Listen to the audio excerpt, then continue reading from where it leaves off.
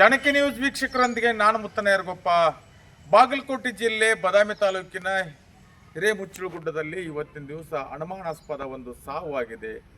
ಏನು ಒಬ್ಬ ಸೋಲ್ಜರ್, ಒಬ್ಬ ಸೈನಿಕ, ದೇಶವನ್ನು ಕಾಯುವಂಥ ಸೈನಿಕನ ಸಾವು ಒಂದು ಅನುಮಾನಾಸ್ಪದ ಸಾವು ಆಗಿದೆ ಎಂದು ಎಲ್ಲೋ ಮೂಲದ ಮಾಹಿತಿ ನಮಗೆ ಲಗತ್ತವಾಗಿದೆ.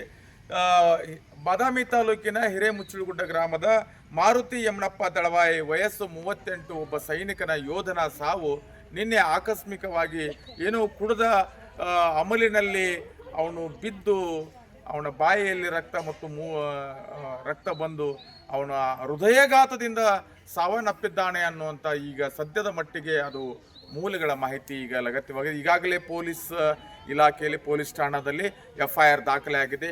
ಈಗ ಶವಗಾರದಲ್ಲಿ ಇದನ್ನು ಆ ಒಂದು ಬಾಡಿನ ಏನು ಮಾರುತಿ ಯಮನಪ್ಪ ದಳವಾಯಿ ಅವರ 38 ವರ್ಷದ ವೀರ ಯೋಧನ ಬಾಡಿ ಇವತ್ತಿನ ದಿವಸ ಇನ್ನೂ ಇಲ್ಲಾಗಿದೆ. ಇನ್ನು ಯಾವುದೇ ರೀತಿಯಿಂದ PM ಆಗಿಲ್ಲ, ಪೋಸ್ಟ್ ಮಾರ್ಟಮ್ ಆಗಿಲ್ಲ, ಪೊಲೀಸ್ ದಾಖಲಾಗಿದೆ.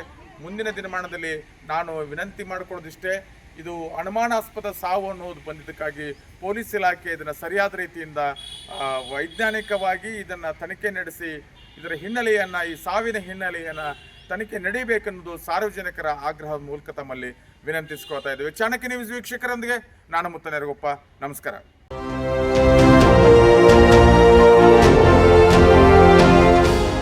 ಚಾಣಕ್ಯನ ಛಲ, ಜನರ ಪರ, ಸದಾ ಶುದ್ಧ ಸುದ್ದಿಗಳೊಂದಿಗೆ ನಿಮ್ಮ ಚಾಣಕ್ಯ ನ್ಯೂಸ್.